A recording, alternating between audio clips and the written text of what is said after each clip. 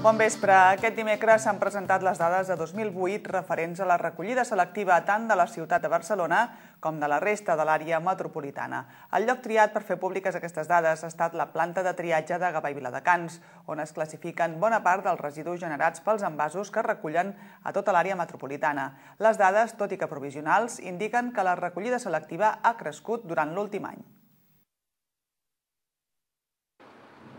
Ubicada entre els municipis de Gavà i Viladecans, la planta de triatge separa i embala per materials els envasos procedents dels contenidors grocs que hi ha a l'àrea metropolitana per tal d'enviar cada tipus de material al seu reciclador corresponent.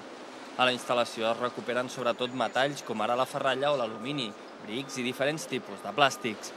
Aquesta planta tria els envasos procedents de la recollida selectiva del 80% de l'àrea metropolitana de Barcelona.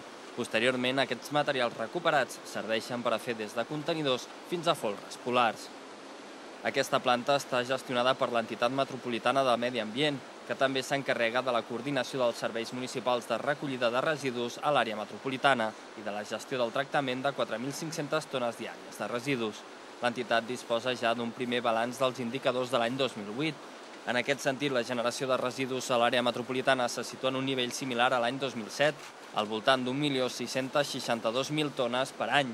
Unes dades, però, que són positives tenint en compte l'augment de la població a l'àrea metropolitana durant l'any passat.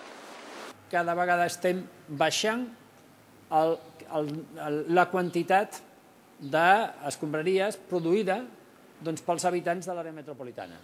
Això és una magnífica notícia, perquè malgrat ha pujat molt la població, ha baixat la quantitat de matèria dipositada pel conjunt general dels ciutadans de l'àrea metropolitana.